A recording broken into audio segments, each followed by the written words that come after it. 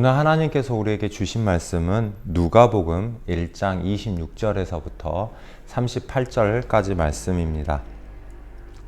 6달에 천사 가브리엘이 하나님의 보내심을 받아 갈릴리 나사렛이란 동네에 가서 다윗의 자손 요셉이라 하는 사람과 약혼한 처녀에게 이르니 그 처녀의 이름은 마리아라. 그에게 들어가 이르되 은혜를 받은 자여 평안할지어다. 주께서 너와 함께 하시도다 하니 처녀가 그 말을 듣고 놀라 이런 인사가 어찌 함인가 생각하매 천사가 이르되 마리아여 무서워하지 말라. 내가 하나님께 은혜를 입었느니라. 보라 내가 잉태하여 아들을 낳으리니 그 이름을 예수라 하라. 그가 큰 자가 되고 지극히 높으신 이의 아들이라 일컬어질 것이요 주 하나님께서 그 조상 다윗의 왕위를 그에게 주시리니 영원히 야곱의 집을 왕으로 다스리실 것이며 그 나라가 무궁하리라. 마리아가 천사에게 말하되 나는 남자를 알지 못하니 어찌 이 일이 있으리이까. 천사가 대답하여 이르되 성령이 내게 임하시고 지극히 높으신 이의 능력이 너를 덮으시리니 이러므로 나실 바 거룩한 이는 하나님의 아들이라 일컬어지리라. 보라 내 친족 엘리사벳도 늙어서 아들을 배었으니라. 본래 임신하지 못한다고 알려진 이가 이미 6달이 되었나니 대저 하나님의 모든 말씀은 능하지 못하심이 없느니라. 마리아가 이르되 주의 여종이오니 말씀대로 내게 이루어지이다 하매 천사가 떠나가니라. 아멘. 누가복음의 예수님의 탄생에 대한 이야기입니다. 마태가 쓴 복음서와 누가가 쓴 복음서는 약간의 차이가 있습니다. 아무래도 독자가 다르기 때문이겠죠. 누가는 오늘의 본문으로 예수님의 어떤 점을 이야기하고 싶었을까요? 마태복음 1장 23절에서 남자를 알지 못하는 처녀가 임신하여 아들을 낳는 것은 이사야 7장 14절의 말씀을 인용하여서 설명했습니다. 주께서 친히 징조를 너희에게 주실 것이라. 보라 처녀가 잉태하여 아들을 낳을 것이요 그 이름을 임마누엘이라 하리라 라고 했던 이사야 7장 14절의 예언에 대한 성취다 라고 마태는 설명하고 있었습니다. 하지만 누가복음은 이 이사야의 말씀을 인용하지 않았습니다.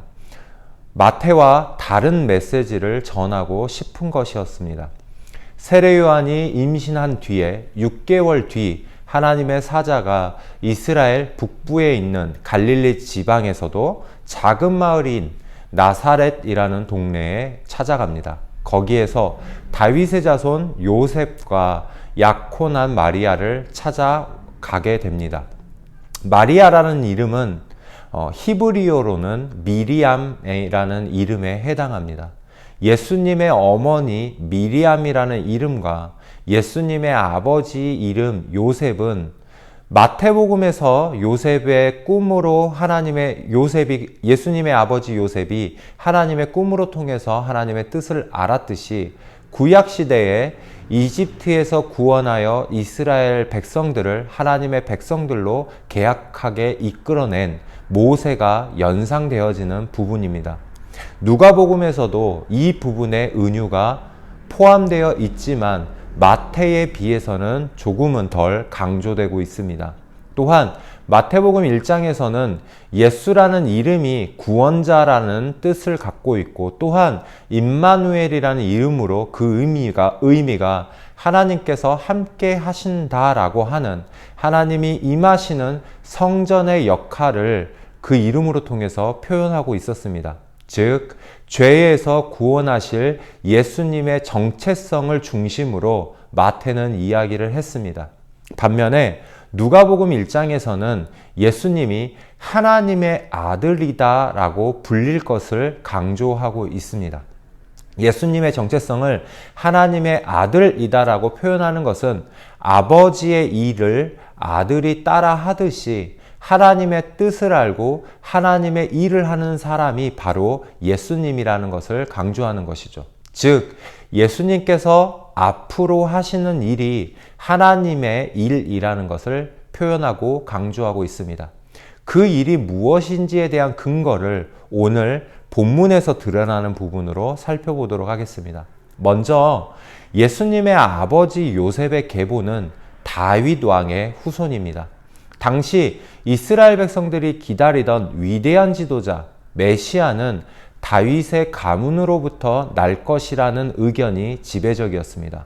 메시아, 다시 말하여 기름 부음 받은 자, 그리스도라는 의미를 가진 사람은 직책은 두 종류였습니다. 정치적인 지도자인 왕과 종교적인 지도자인 대제사장을 세울 때 관유를 가지고 사람들 앞에서 기름 붓는 의식을 통해서 세워지게 됩니다. 기름이 물 위에 떠 있는 것처럼 사람들 위에, 다른 사람들 위에 있어서 하나님에게 속한 사람이라는 의미로 지도자를 세우는 의식이 바로 기름 붓는 의식입니다. 그렇기에 기름 부음을 받았다는 것은 왕의 역할만을 의미하는 것이 아니었습니다.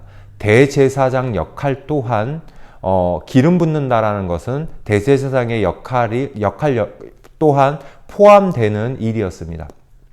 예수님의 어머니 마리아의 계보는 엘리사벳과 친족이라고 누가복음은 명시하고 있습니다. 누가복음의 앞에 구절 1장 5절에서 엘리사벳은 아론의 자손 즉 제사장 가문이라고 명시하고 있습니다. 예수님의 어머니 마리아도 제사장의 가문인 것입니다.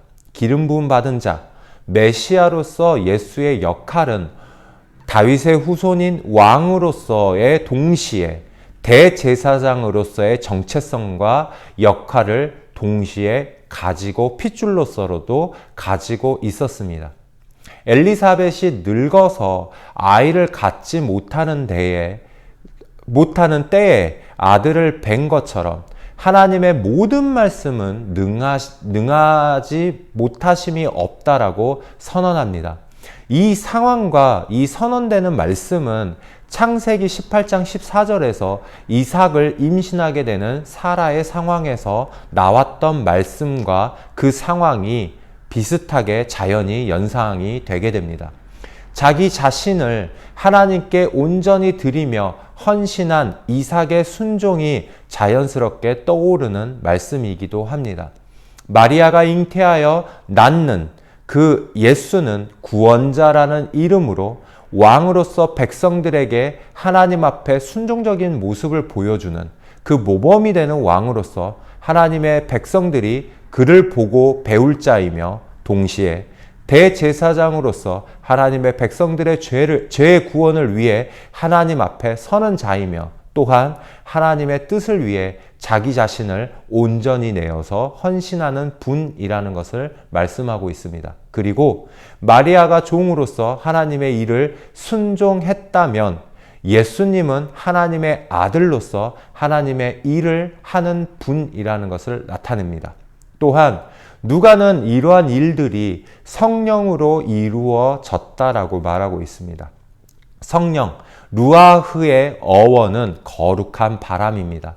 바람이 어디서부터 불어오는지, 어디로 가는지 알 수 없습니다. 또한 바람은 눈에 보이지는 않습니다. 하지만 눈에 보이지는 않지만 그 현상을 보면서 바람의 존재를 알 수 있듯이 거룩한 바람, 하나님으로부터 오는 바람, 그 성령은 하나님과 하나님의 나라의 존재가 눈에 보이지는 않지만 존재한다는 것을 알려주는 역할을 하는 분으로 이해하고 있었습니다.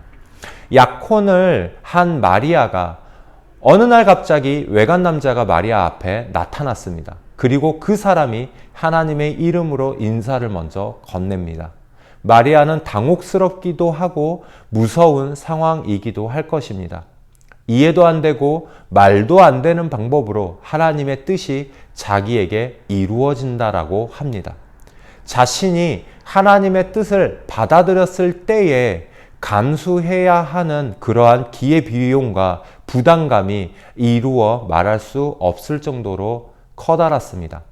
당시 문화로서는 마리아의 입장에서는 목숨을 걸어야 하는 상황이기도 합니다. 주인의 일을 하는 종처럼 마리아는 하나님의 일을 하겠다고 그 말씀 그대로 받아들입니다.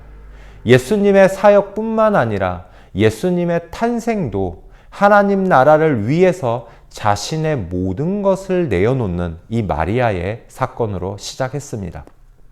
성령님이 임하시고 지극히 높으신 이의 능력이 나를 덮는 것, 예수님이 나의 삶 속에 찾아오게 되는 역사는 납득이 되지 않고 이해가 되지는 않지만 하나님의 일과 뜻을 그저 그대로 받아들일 때에 그러한 자세로 온전히 일어나게 되었습니다. 경험이 없고 지혜도 없으며 지금의 상황이 도무지 이해가 되지 않고 당혹스러운 경우라고 할지라도 하나님은 당신과 함께 하고 계십니다.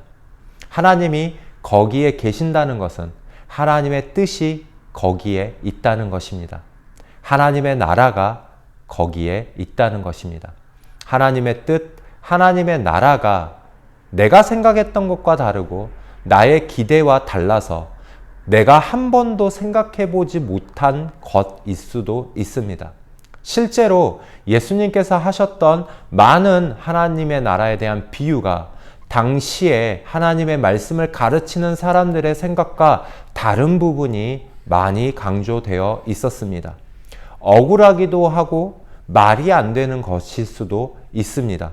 그 상황 가운데 어떤 일이 하나님의 뜻이 있다는 그러한 하나님의 메시지가 나에게 명확하게 다가온다면, 그리고 그 중에서도 그것이 누군가의 삶과 생명을 살리는 일이라면 자신을 내어주고 나를 내어주고 그 상황을 온전히 받아들이는 용기를 발휘하시기를 권합니다. 여러분이 동참하신다면 예수님께서 경험하신 온전한 사랑과 생명의 열매들을 당신들도 누릴 것입니다. 보이지 않는 하나님의 나라를 보여주시며 성령님의 일에 함께 동참하신다면 성령님이 나와 함께 하시는 역사를 보게 될 것입니다. 우리 함께 기도하겠습니다. 사랑과 은혜가 충만하신 아버지 하나님, 하나님의 나라가 내 삶에 이루어지길 원합니다. 하나님의 뜻이 나에게 이루어지길 원합니다. 하나님의 말씀 그대로 내가 순종하며 하나님께서 주인이 되심을 고백하며 나의 모든 것들을 하나님께 내어줄 수 있는 그러한 용기와 믿음을 우리에게 주시옵소서.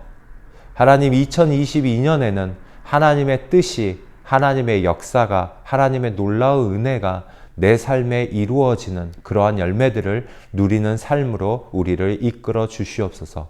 거룩하신 예수 그리스도의 이름으로 기도드립니다. 아멘.